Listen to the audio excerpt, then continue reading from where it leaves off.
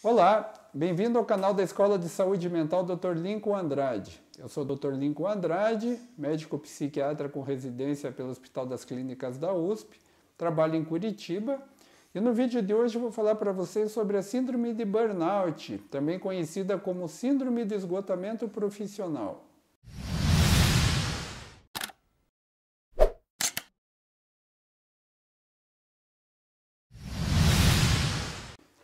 Então, gente, antes de eu começar a falar para vocês sobre a síndrome de burnout, eu vou pedir que vocês, se gostam de assuntos de saúde mental, se inscrevam no canal, cliquem na sineta para ativar a notificação e me acompanhem aqui toda semana.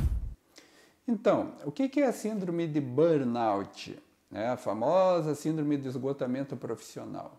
Síndrome de burnout esse termo burnout vem do inglês, que significa incendiar-se ou consumir-se no processo de trabalho.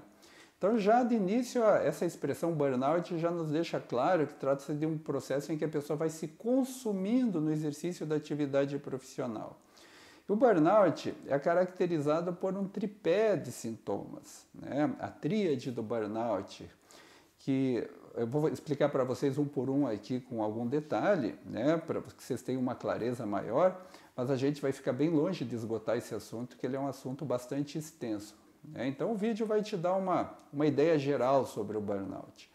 Então, a primeira característica da síndrome de burnout é o esgotamento emocional, né?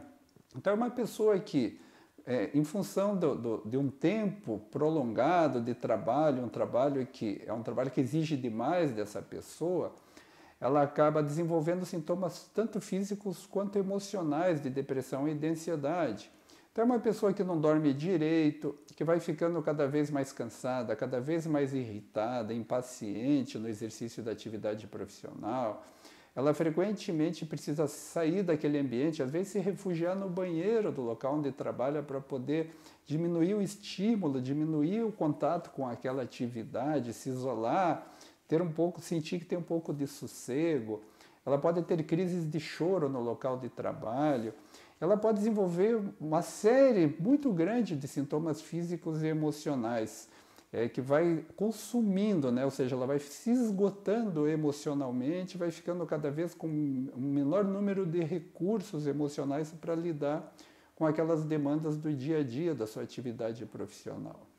Então, é a primeira característica central do burnout, o esgotamento emocional. Vamos à segunda característica. A segunda característica do burnout é a despersonalização. Essa é uma característica assim, que salta aos olhos de quem entende um pouco dessa síndrome e de quem trabalha, né, como nós profissionais de saúde mental, que frequentemente trabalhamos com pessoas nessa condição. A pessoa, no exercício da atividade profissional, ela vai perdendo suas características de personalidade. Então, ela pode ser uma pessoa que antes era alegre, tranquila, era uma pessoa assim que não tinha problemas de relacionamento, era uma pessoa que levava a vida de um modo até tranquilo e, de repente, no exercício da atividade profissional, ela começa a se tornar uma pessoa de comportamento rígido, de comportamento ríspido, né? Tratando as pessoas com rispidez, se tornando cínica no exercício da atividade profissional, irritada com as pessoas que fazem parte daquela atividade, sejam colegas de trabalho, sejam clientes, às vezes explosivo, se explodindo, tendo explosões emocionais, sendo hostil, ficando assim às vezes indiferente, agindo até com cinismo. Então, um exemplo prático, assim, para que vocês tenham uma noção clara, é aquela situação que você chega num determinado lugar para ser atendido e a pessoa, você vê claramente que a pessoa não está disposta a te atender, não quer te atender bem, te atende mal, é mal educada, ou é ofensiva, ou é ríspida, e você se sente muito mal atendido naquela situação. E a gente tende a achar assim, puxa, esse profissional é um profissional desqualificado, é um profissional de mal com a vida, essa pessoa é uma pessoa mal educada. E muitas vezes você está diante de uma pessoa que está apresentando, manifestando ali naquele momento uma despersonalização, ou seja, a pessoa está tendo um comportamento diferente daquele normal da sua personalidade E ela não consegue controlar isso, porque ela está se esgotando, ela está no seu limite. Então ela não consegue lidar bem com isso, ela começa a manifestar esses comportamentos desagradáveis, o que só aumenta o desconforto dela mesma, porque começa a afetar a sua própria autoestima. Ela não se reconhece nessa despersonalização, ela não consegue se enxergar ali, mas ela também não consegue agir de modo diferente. Então isso mexe com a autoestima, faz com que essa pessoa se sinta muito mal. E aí nós chegamos na terceira característica da síndrome de burnout, que é quando a pessoa perde completamente o prazer na atividade profissional e a sua identidade profissional começa a ser afetada, né? Como é isso? É quando a pessoa... imagine uma pessoa que gostava da sua atividade profissional, que apreciava aquela atividade, mas em função da condição de trabalho, do ritmo de trabalho, do ambiente, da atividade, do trabalho como um todo, essa pessoa foi perdendo a satisfação, foi perdendo o prazer, aquilo deixou de ser prazeroso e passou a ser uma coisa sentida como um trabalho desagradável, né? Às vezes é uma pessoa que já não gostava muito do seu trabalho, já não sentia muita satisfação e depois ela vai se sentindo cada vez menos satisfação.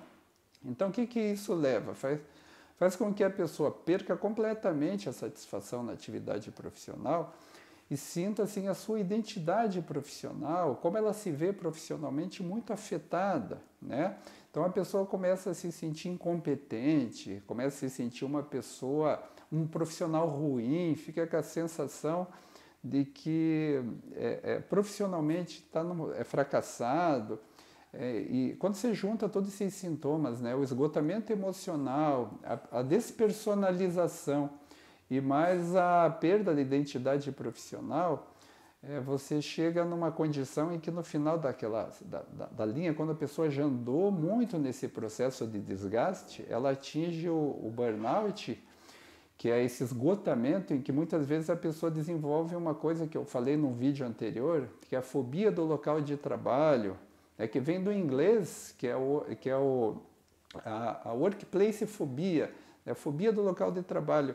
É um termo bastante utilizado na Europa e nos Estados Unidos. No Brasil ainda não se fala muito sobre a fobia do local de trabalho, mas muitas vezes a pessoa acaba desenvolvendo uma fobia do local de trabalho e não consegue, às vezes, ir até o local de trabalho. Se não consegue chegar lá, tem que sair. Se vocês quiserem saber mais detalhes, vejam o meu vídeo sobre fobia do local de trabalho, que vai ficar mais claro para vocês. Então, em linhas muito gerais, muito breves, é a característica da síndrome de burnout.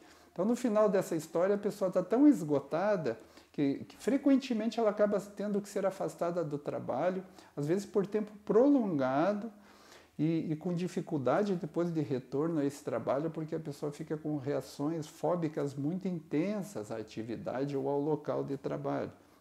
E o tratamento envolve frequentemente medicamento, psicoterapia, cuidados com hábitos e estilo de vida, mudança de hábito. É uma quantidade grande de coisas que precisam ser feitas, às vezes até tratamento clínico, de clínica médica, por causa de desenvolvimento de outras patologias orgânicas, né, associadas ao burnout.